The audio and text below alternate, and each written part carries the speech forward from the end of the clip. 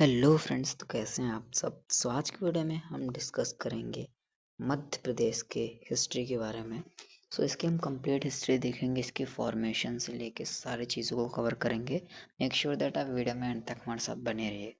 तो सबसे पहले हम बिफोर इंडिपेंडेंस की अगर बात करें तो ये जो रीजन है मध्य प्रदेश का, कुछ प्रिंसली स्टेट्स ने इनमें रूल किया था, जैसे होलकर्स ऑफ इंदौर और स्कंडियाज ऑफ ग्वालियर, कुछ भोपाल के नवाब्स थे और भी बहुत सारे डायनेस्टीज ने इसको रूल किया था। छोटे छोटे किंगडम्स ने रूल किया था और ब्रिटिश का ये सेंट्रल प्रोविंस भी बना था ब्रिटिश के रूल में। एंड आफ्टर 1947 देखें तो जो प्रिंसली स्टेट थे, कि जैसे कि आप सभी को पता है स्टेट रिकॉग्निशन एक्ट के अंदर ये सब इंडियन यूनियन में सेम हो गए थे, शामिल हो गए थे। अब 1 नवंबर 1956 को मध्य प्रदेश ऑफिशियली फॉर्म्ड हुआ अंडर स्टेट रिकॉग्निशन एक्ट। अब ये स्टेट रिकॉग्निशन एक्ट क्या था कि इसके अंदर सभी स्टेट्स को बनाया जा रहा था। तो 1 नवंबर 1956 में मध्य प्रदेश बना। कैपिटल सिटी रखी गई भोपाल, जो कि पहले थी नागपुर, लेकिन नागपुर फिर महाराष्ट्र में शिफ्ट हो गया, जिसके कारण कैपिटल भोपाल रखी गई। एंड उस समय पे एमपी जो था वो लार्जेस्ट स्टेट इन इंडिया हुआ करता था अंटिल 2000 तक। अब हम देखते हैं कि एमपी जो है लार्जेस्ट स्टेट हुआ करता था, लेकिन 1 नवंबर 2000 को जो सदर्न ईस्टर्न पार्ट था एमपी का, जो कि छत्तीसगढ़ है, वो एमपी से अलग हो गया। कुछ कारण थे, जैसे कि एडमिनिस्ट्रेशन बहुत दूर था छत्तीसगढ़ से, क्योंकि जो एडमिनिस्ट्रेटिव कैपिटल थी वो भोपाल थी। तो ऑब्वियसली छत्तीसगढ़ से भोपाल बहुत दूर था, तो और भी बहुत सारे रीजन के कारण छत्तीसगढ़ फाइनली 1 नवंबर 2000 को अलग हो गया था। ज्योग्राफी की अगर बात करें तो ये हार्ट ऑफ इंडिया भी इसे कहा जाता है। ये उत्तर प्रदेश, राजस्थान, मध्य प्रदेश, छत्तीसगढ़, गुजरात का बॉर्डर शेयर करता है। इसकी एरिया जो है 3,08,000 स्क्वायर किलोमीटर है। Second largest state in India है ये। पॉपुलेशन एज पर 2011 के सेंसस अगर मैं आपको बताऊं तो 8.5 करोड़ है, लेकिन अब अगर अनुमान लगाया जाए अप्रोक्सीमेटली तो ये होगी 26-7 करोड़।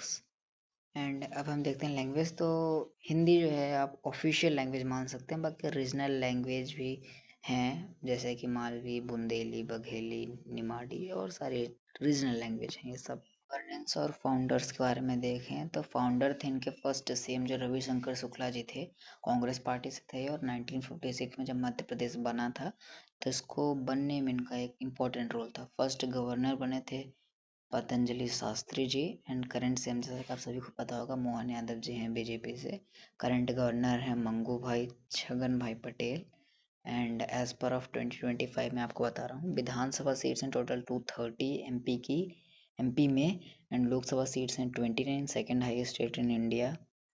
इंडिया के बाद इंडिया में सेकेंड हाईएस्ट है ये। एंड राज्यसभा सीट्स जो हैं वो टोटल 11 हैं।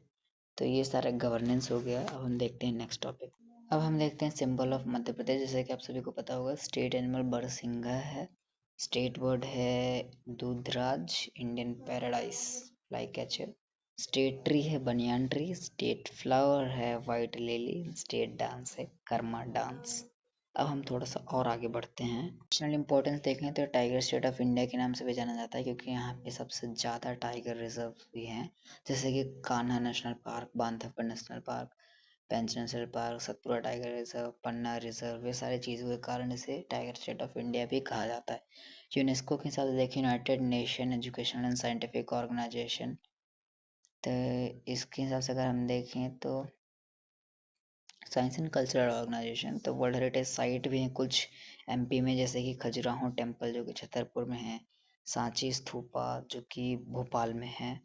तो इन्हीं सारी चीज़ों की वजह से ये वर्ल्ड हेरिटेज साइट है। और एक और साइट है भीमबेटिका रॉक शेल्टर्स, ये भी मध्य प्रदेश में अब्दुल्लागंज में। रायसेन रोड में है मध्य प्रदेश में, ये भोपाल में। एंड ये ट्राइबल कल्चर में सबसे ज़्यादा रिच है हमारा मध्य प्रदेश, क्योंकि इनमें भील्स, गूंड्स और बैगास ये सारी ट्राइब्स रहती हैं। मेजर रिवर कुछ आपको बताऊं तो नर्मदा, ताप्ती, चंबल, बेतवा, सोन और सिप्रा, ये सब मेजर रिवर्स हैं। और फेमस फेस्टिवल्स तो एक है लोकरंग, खजुराहो डांस फेस्टिवल और तानसेन समारोह जो कि ग्वालियर में होता है।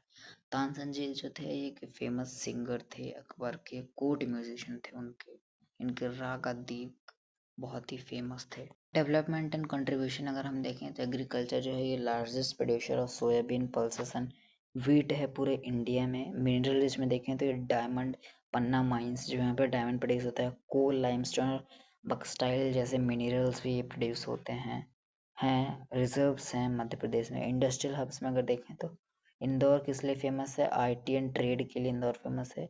भोपाल एडमिनिस्ट्रेशन के लिए फेमस है। एंड जबलपुर जो है वो डिफेंस के लिए फेमस है। ग्वालियर एजुकेशन एंड इंडस्ट्रीज के लिए फेमस है, सारी चीज़ों के लिए। फर्स्ट स्मार्ट सिटी जो थी वो इंदौर है। इसे consistently cleanest city of India भी है, क्योंकि यहाँ पे बहुत ज़्यादा ही क्लीनेस मैनेज की जाती है। कुछ इंपॉर्टेंट इंस्टीट्यूशन जैसे IIT Indore, IIM Indore, AIIMS Bhopal, ISRO, master counter facility Bhopal, ये कुछ इंपॉर्टेंट इंस्टीट्यूशंस हैं। की हिस्टोरिकल लीडर आपको बताऊं तो रविशंकर शुक्ला जी थे, ये हमारे फर्स्ट सीएम थे एमपी के, इसलिए इम्पोर्टेंट हो जाते हैं ये। इनका फाउंडेशन में भी बहुत बड़ा योगदान था।